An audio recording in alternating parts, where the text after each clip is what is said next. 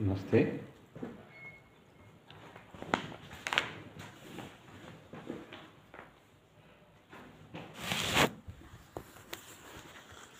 కార్తీక పురాణము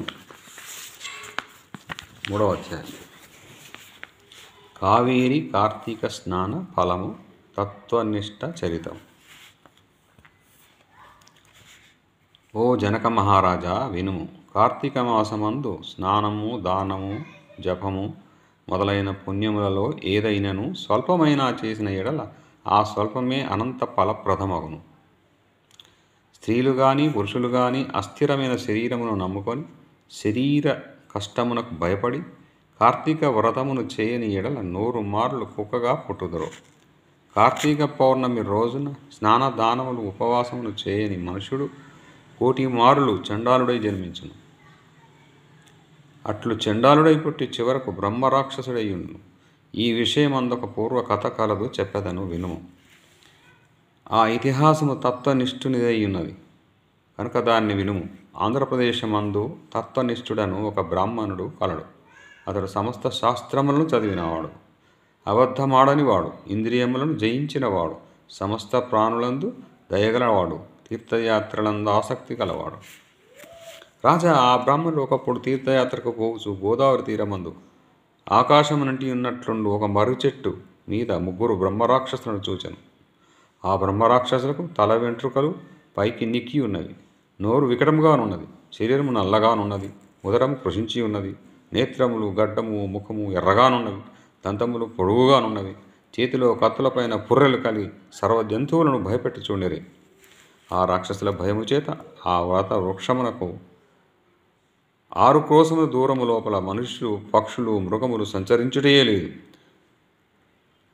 ఆ వట సమీపమందు పర్వత సమాన శరీరులకు ఆ బ్రహ్మరాక్షసులు నిత్యమును పశువులు, పక్షులు, మృగములు మొదలైన జంతుజాలముల యొక్క ప్రాణములకు భీతిని గొలుపు భయంకర శబ్దములను చేయించుండేవారు. అనేక కార్తీక వ్రతములు ఆచరించిన తత్వనిష్ఠుడు దైవ వశము చేత మార్గమున పోవచ్చు మర్రి చెట్టు మీదనున్న 3 బ్రహ్మరాక్షసులను చూచెను. తత్వనిష్ఠుడు భయపడి శ్రీహరి పాదార విందనములను స్మరించుచు, దేవేశ నన్ను రక్షించుము, లోకేశ నారాయణ అవ్యయ నా మొర ఆలకించుము, సమస్త భయములను నశింపచేయు దేవా నా భయమును పోగొట్టుము, నాకు నీవే దిక్కు, నీవు తప్ప నన్ను రక్షింప సమర్థులెవ్వరునూ లేరు. ఈ ప్రకారం హరిని గురించి మొరపెట్టుచు వారి భయమును పరిగెత్తుచున్న బ్రాహ్మణుని చూసి బ్రహ్మరాక్షసులు వారిని భక్షించు తలంపుతో అతని వెంట పరిగెత్తసాగారు. అట్లు కొంత దూరము పోగానే వెనుకకు తిరిగిన ఆ బ్రాహ్మణుని దర్శనం వలన బ్రహ్మరాక్షసులకు జాతి స్మృతి కలిగినది. ఓ రాజా, తర్వాత బ్రహ్మరాక్షసుల ఆ బ్రాహ్మణుని ముందు భూమి దండ ప్రణామములు ఆచరించి అంజలి పట్టి నమస్కరించి అనేక వాక్యములతో ఇట్లని స్తుతించారు. బ్రాహ్మణోత్తమ, మీ దర్శనం వలన మేము పాపరహితులమైతిమి. మీ రాక మాకు ఉపకారం కొరకైనది. అది న్యాయమే. మహాత్ములు జీవించుట, యాత్ర చేయుట, లోకమును ఉద్ధరించుట కొరకే, ఉపకారం కొరకే అగును కదా.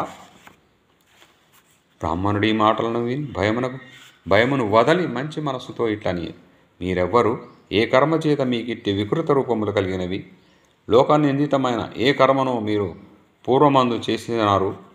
భయమును వదిలి సర్వమును నాకు చెప్పుడు.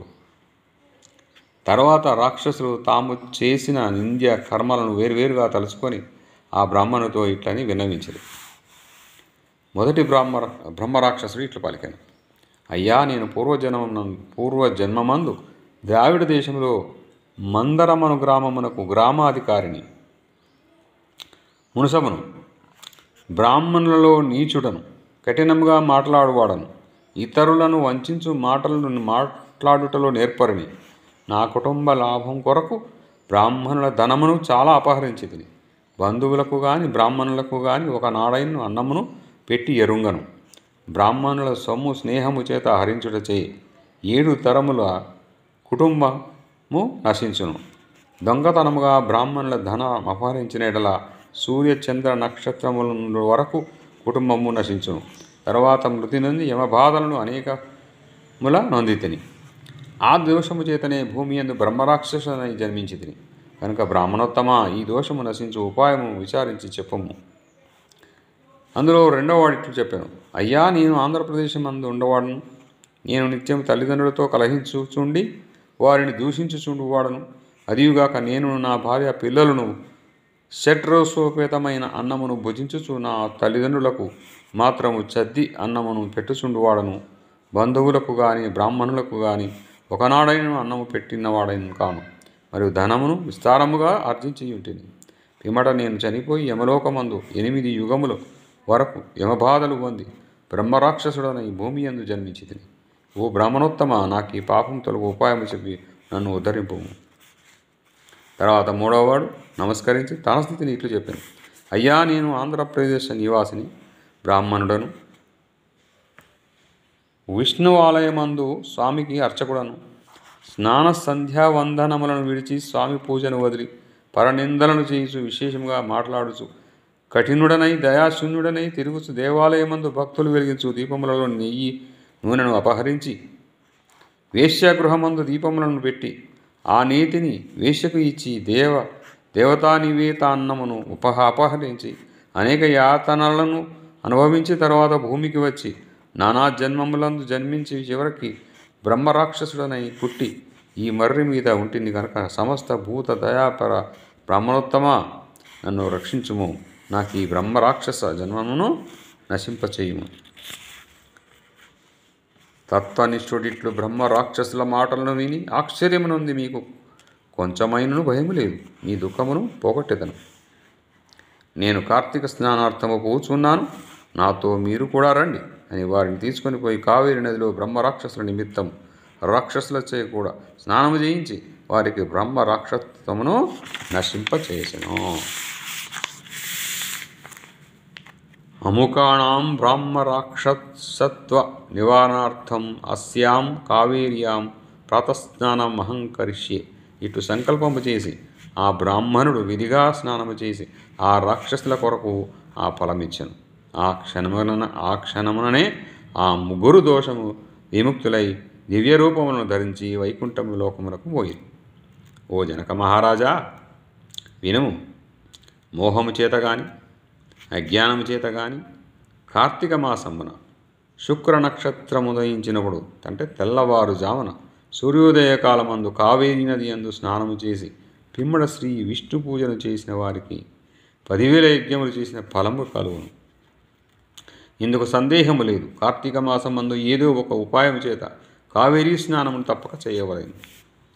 కార్తీక మాసమందు దామోదర ప్రీతిగా ప్రాతస్నానము చేయనివాడు 10 జన్మములందు చండాలుడై జన్మించి తర్వాత ఊరపందిగా జన్మించను. కాబట్టి స్త్రీ గాని పురుషుడు గాని కార్తీక మాసమందు ప్రాతస్నానమును తప్పక చేయవలను. ఈ విషయమే ఆలోచన చేయ పని లేదు. Thank you.